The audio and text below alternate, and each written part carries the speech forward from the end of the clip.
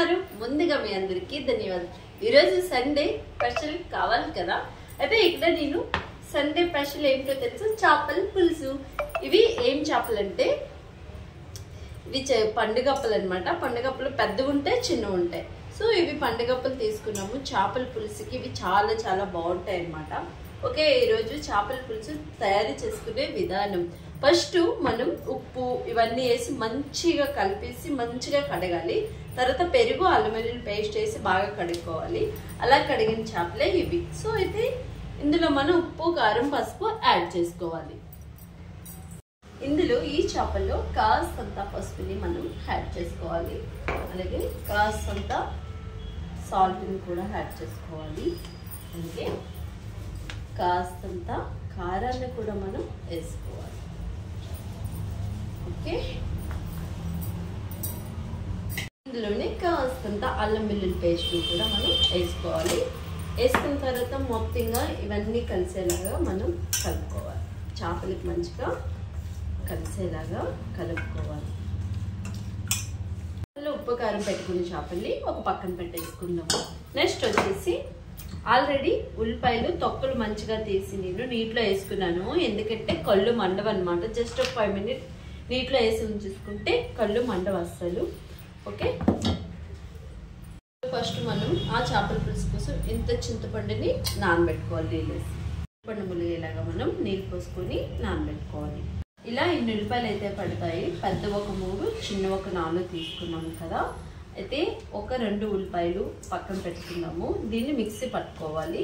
So ఇవి వచ్చేసి మనం ఎక్దమ్ చిన్న చిన్న ముక్కలు గుండగా తురుముకోవాలన్నమాట. ఈ ఉల్లిపాయల్ని ఇలా తురుముకోవాలి. ఓకే,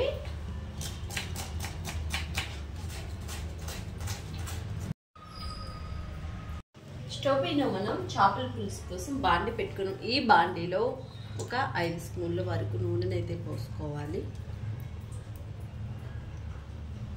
ఓకే, ఈ నూనె కాస్తంత వీటెక్కాలి మంచిగా. ఓకే,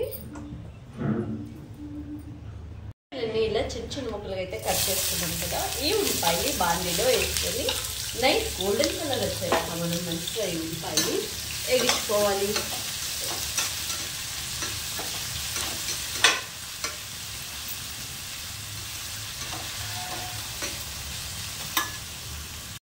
ఇక్కడ అదే చేపల పులుసులోకి చిన్న సైజు టమాటాలు కాబట్టి కొంచెం దోరగా ఉండి తీసుకుంటే టేస్ట్ చాలా బాగుంటుంది. మరి పండిని దానికన్నా కొంచెం ఇలా దోరగా ఉండాలి.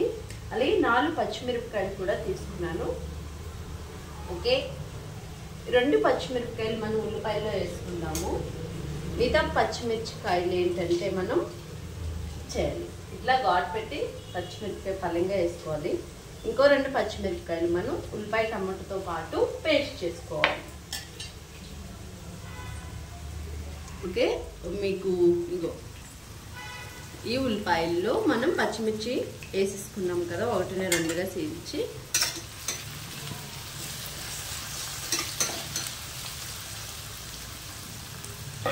ఓకే, మిగతావి మనం మిక్సీ పట్టుకుందాము.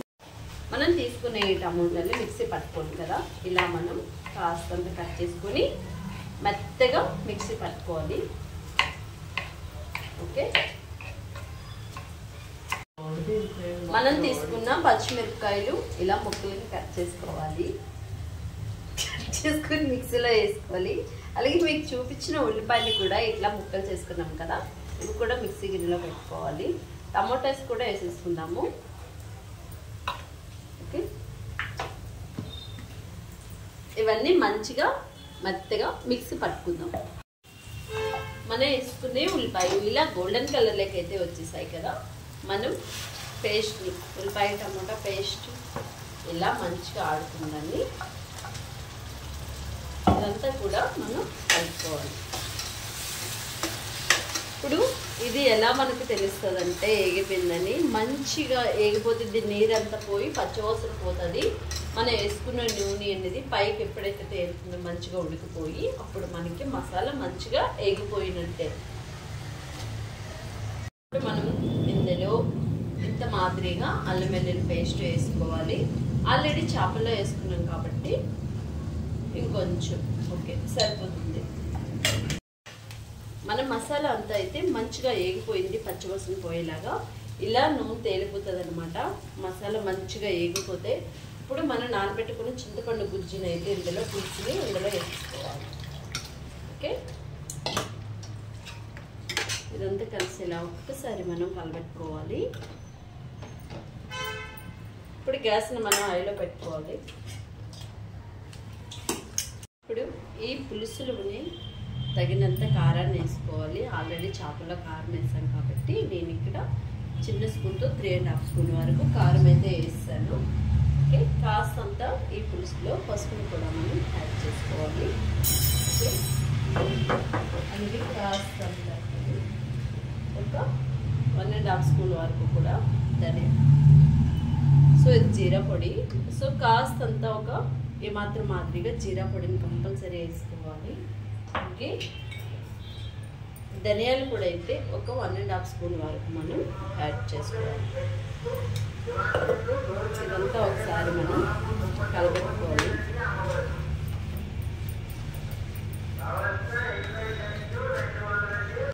కాస్తంత మిరియాల పొడిని ఒక ½ స్పూన్ వరకు కూడా మనం వేసుకోవాలి. దీంతో నేను జస్ట్ అలా వేసుకున్నాను, సరిపోతుంది.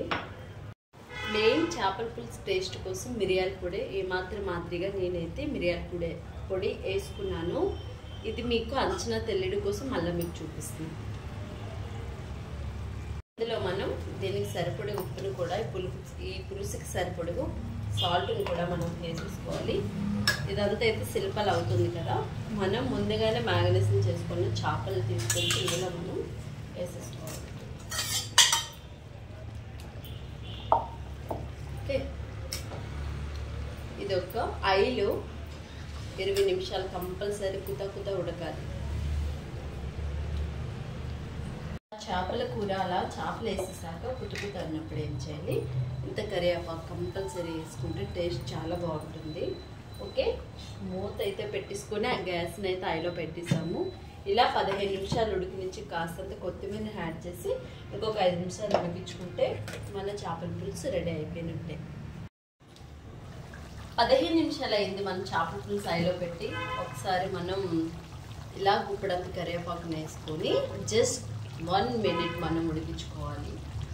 దగ్గరికి అయితే అయిపోయింది మన చేపల పులుసు. చూసేయండి, చాలా రుచికరంగా, చాలా టేస్టీగా గుమ్ముగుమ్మలు ఆడిపోతుంది. సండే స్పెషల్ కదా, మాత్రం ఉండాలి మరి. ఓకే, ఒకసారి మూత పెట్టేసుకొని జస్ట్ 1 మినిట్ నుంచి దించేసుకుందాము. దగ్గరికి అయిపోతుంది. 1 మినిట్ అయితే అయిపోయింది. గ్యాస్ని ఆఫ్ చేసుకుందాము. లాస్ట్ ఫైనల్గా మాకు అది కొత్తిమీర అయితే ఎక్కువగానే వేసుకోవాలి. చేపల పులుసుకి చాలా బాగుంటుంది. ఓకే, జస్ట్ 1 మినిట్ దీన్ని మూత పెట్టి గ్యాస్ ఆపేసుకున్నాం కనుక ఇలా ఉంచేసుకుందాం. చేపల పులుసు చూసారా ఎంత బాగుందో, చాలా బాగా కుదిరిందనమాట. టేస్ట్ కూడా చాలా బాగుంటుంది. నా మాటల్లో నేను చెప్పడం కదా, ఒక్కసారి మీరు కూడా ఇలా ట్రై చేసేయండి. చూడండి, థిక్నెస్గా జ్యూసీగా భలే వచ్చిందనమాట. ఓకే, ఈ వీడియో మీకు కూడా నచ్చిందా? అయితే వీడియో తీయడానికి చాలా కష్టపడతాము. ఇందులో 3 ఉంటుంది వెనకాతల.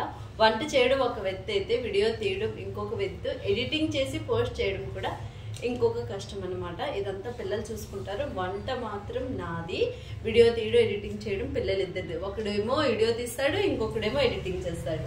సో 2-3 కష్టపడుతున్నాం ఇక్కడ.